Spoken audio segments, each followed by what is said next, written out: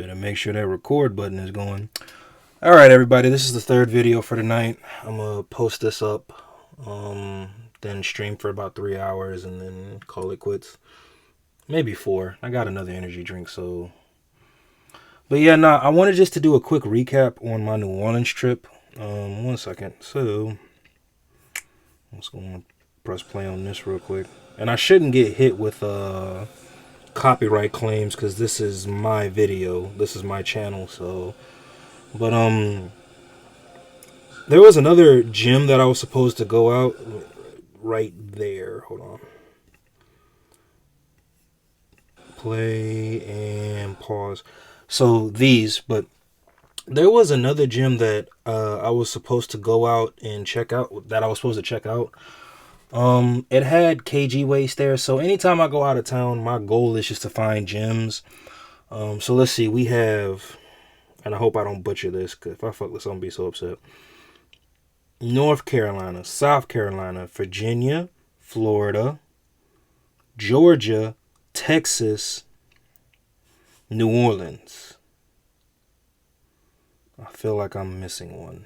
Oh, in Japan, but nah, in the country. Let me see. Yeah, so I guess you could say still mainly on the South, but not really. Kinda yeah, kinda no. But I wanted to check out powerlifting gyms or gyms that had kg weights in it.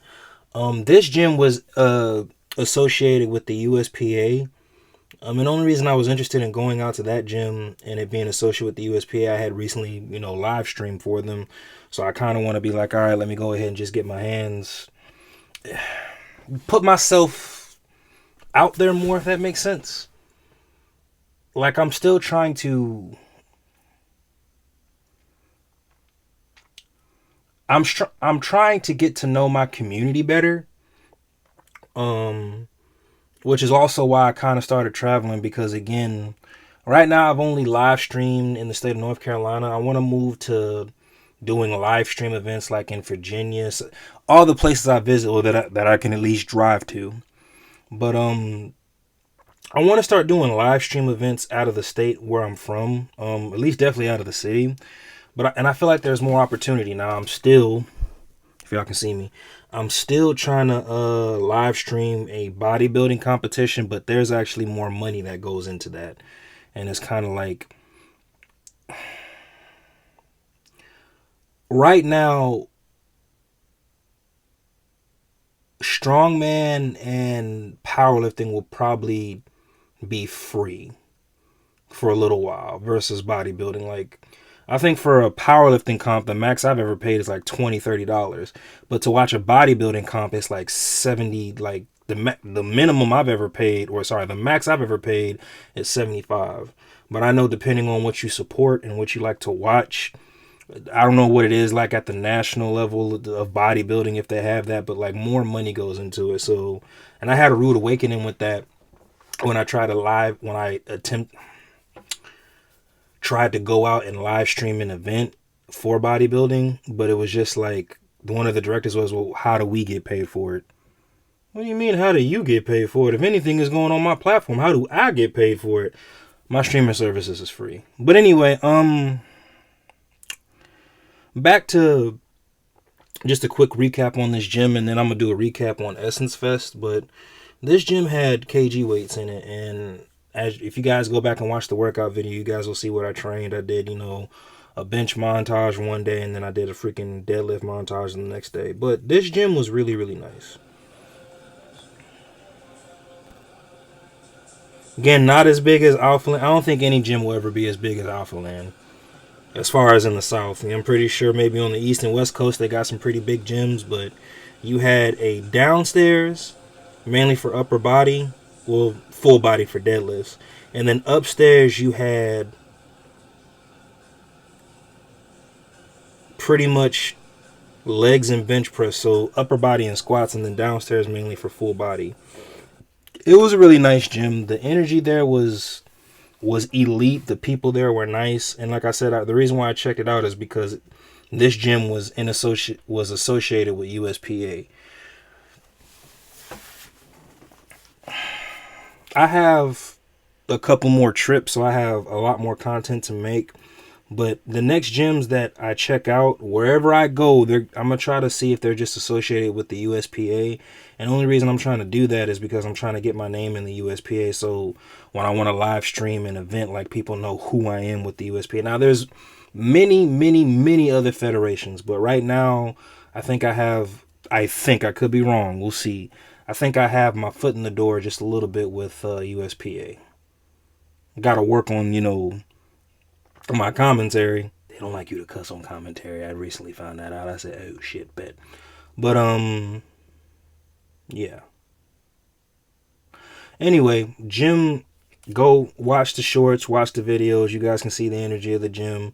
I made a friend out there. So anytime I go out there, like, whether it's a friend, associate, like, that's the one thing I kind of like about powerlifting. When people see somebody new in their gym, like, they associate, they talk, like, hey, where are you coming from? So one of the things I discussed at this gym was sumo pulling. And where I'm from, and I'm not, sumo is kind of looked down upon here in Fayetteville a little bit.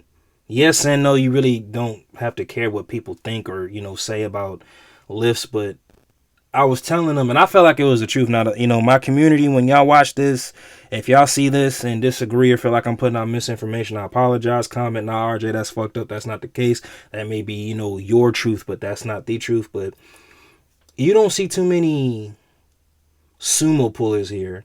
When I went out to New Orleans, man, there was a lot, and they had no shame about sumo pulling. Like, people, like, and I noticed that even in Texas too. It's kind of like New Orleans didn't care about. Well, mind you, I was only there for a couple of days, so it's not like I really know the community yet. But regardless if it's a conventional stance or a sumo stance, as long as you pull that motherfucker, like, people really, really didn't give a damn. Like, unless you're pulling close to 600 pounds on sumo here, like, it's really, really looked down upon. From individuals that I've been around and people I've talked to, I will say that. You got people who try to shame people for, man, it's kind of like, man, if it's so bad, y'all, why is it allowed in comp? But I mean, to each his own. But I was able to talk to one of the gym owners. He recently flew out to Vegas. Apparently, I think Nationals is this week. So he was on his way out to Nationals, but he got me, in the gym, told him what I do, told him that I live stream for events and all that. And I noticed that you guys were under USPA Louisiana, chopped it up, talk, really, really great guy. The lifter's there, the energy there. It was empty at the time when I was recording, but people came in. But the energy there was as expected. It was welcoming. It was comfortable. And, I liked it. Now, as far as Essence Fest, man, I went to Essence Fest Friday, stayed till about 1, 2 a.m. I wasn't going to stay till no damn 3:30. I've been to Essence Fest twice. When I got my Uber and I was talking to the locals, they did not give a damn about Essence Fest. I'll say this, the first night, VIP was sold out on the ground, but in the stadium seats, and the only reason I'm speaking on it, I think it was the Shade Room, and I said, but it was a Shade Room. They were like, Gorilla had Essence Fest turned up. I was like, there is a reason why the camera was on her and her entourage and not the crowd. Nobody was in that motherfucker. I had fun to an extent. My temperament can only handle about 2.5 days of Essence Fest. But you had the performers, they came out, they did their thing. I think the one thing I liked about Essence Fest is that they definitely did promote new upcoming artists. You had people who dropped their albums like that Friday, be like, hey, my album just dropped, it's on, Apple, all that other stuff. So Essence Fest, yeah. What I saw when I went out in 2023 versus what I saw when I went out recently did not match. Like, when I went out in 2023, the crowd, it was full in that. There was no space. I had leg room, and I think with how the economy's, I don't know. I'm not making this political, y'all. So let me go on and say this now. But I think with how the economy is and all the changes that are happening, a lot of people really, really did not give a damn about coming out to Essence Fest. I think so. There's that, and then two, it was just it was unorganized, and it was just, yeah. I don't even know if people got a big payout for Essence Fest. I'd be really, really surprised if they did. Now, moving over to on the way back, y'all, I got to the airport at 4 a.m. Tell me why I didn't clear TSA until 6:15. Mind you, my flight took off at 6:35. I was pissed. I was pissed. Man, if I had missed my flight, I would have been upset. I would have been upset. But made it. Once I got to Nashville, though, I went from. So getting there, I went from North Carolina to Florida to Louisiana. Going back, I went from Louisiana to Nashville back here. So got up at. Started at 4. I didn't get back home till about 5, 6. And yes, I crashed. I took a rest day. I couldn't do it. I wanted to come on and stream. The only thing I did was check in, log in, do a couple of classes, I think. I got an A and an A minus in sociology right now. Sociology 500 and sociology 501. So, yeah. And then first semester's almost over too, so I gotta go ahead and sign up for my next semester of classes. But as far as the travel and the experience in New Orleans, as far as the gym, A1. Now, as far as the Essence Fest experience, mind you, this is my second time going, but they could have coordinated better. There was just a lot of things better they could have done with that, but I honest to God don't think that was their fault. I think again, it was,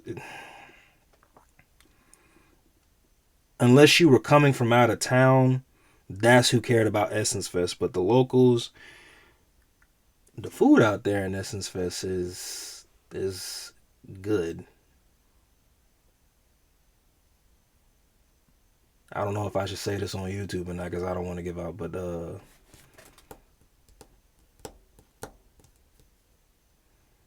New Orleans got a certain hospitality about themselves that's actually kind of.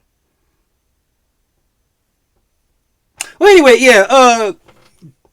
I'm just gonna leave it there as far as just a recap on my trip. Like, subscribe, support the channel. I'm about to go do this live after y'all, I might as well just put this in the video too, because y'all know when I make videos, my shit be all over the place. It takes forever to chop, and I'm not complaining about editing the videos. I don't give a fuck about that. If you like it, you like it. If you don't, you don't. But it takes forever to chop this up and put it in 2K versus posting it in 1080p. Nerd Talk quality, greater quality. Now, when I edit my videos on my phone, I think I could do a 30-minute video, chop it up, put the intro, put it in 2K, and it takes about 30 minutes. One video I did, and I purposely did it at 2:30 in the afternoon. That video did not, and you guys will be able to see it on the stream. That video did not finish editing in 2K on my laptop